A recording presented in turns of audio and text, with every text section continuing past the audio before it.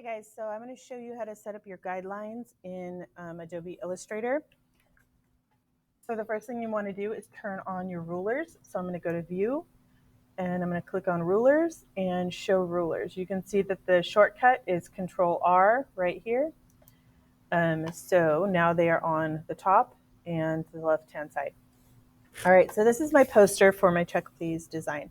What I want to do is set up some guidelines so I don't put any important information beyond those guides.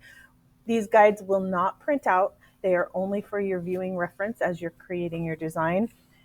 So keep that in mind. You don't need to worry that they're going to appear when you print. All right, so the first thing I'm going to do, I'm going to zoom in a little bit.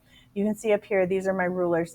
My rulers are set to inches. If you right click on the ruler, you can change it. So just right click on it and make sure that it is set to inches, okay?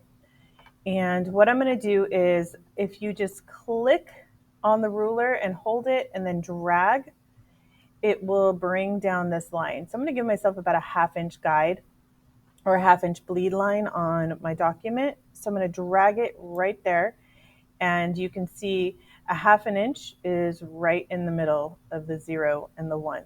Okay, that's a 1/2 inch. So it splits that in half. I'm going to do the same thing for the sides. So if I click and drag, come right about here. So typically a good bleed space is between 1/4 inch and a 1/2 inch, depending on your document, okay? Now you can put your background over here. I just don't want any text or important information beyond these guidelines. So I'm going to do the same thing over here, click and drag, and again, your 1/2 inch mark is between the 11 and 12 inches, 12 inch mark, right? So it's right in the middle. So you can, if you zoom in, you've got these marks up here. And if you don't know how to read a ruler, if you zoom in really close, it tells you exactly that that's a 1/2 inch, okay? So then I'm going to go down to the bottom and do the same thing. Give myself a 1/2 inch guide down here. And again, I'm going to zoom in so you can see that it is at a 1/2 inch over here on the right-hand side. Oops, I just pulled it over. Okay, so this just protects you from putting any important information beyond those lines. Now, if you want to move your guides, if you look at my layer panel here, I've got 4 guidelines set up now. If I click on the eyeball, it should hide them, okay? If you make a mistake and you need to move them and adjust them, what you do is click on your selection tool and make sure to click on that line, and then you can just redrag it wherever you need it to go, okay?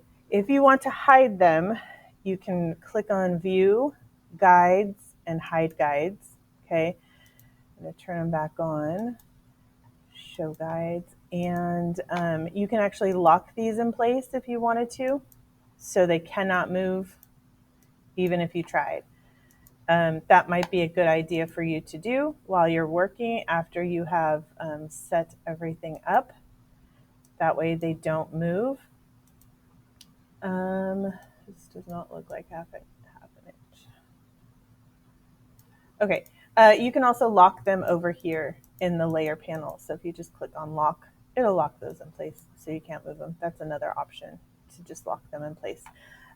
You can delete them after you're done if you want to get rid of them. That's completely up to you. Like I said, they are not going to print once you are done. They will not show up on your document. Okay.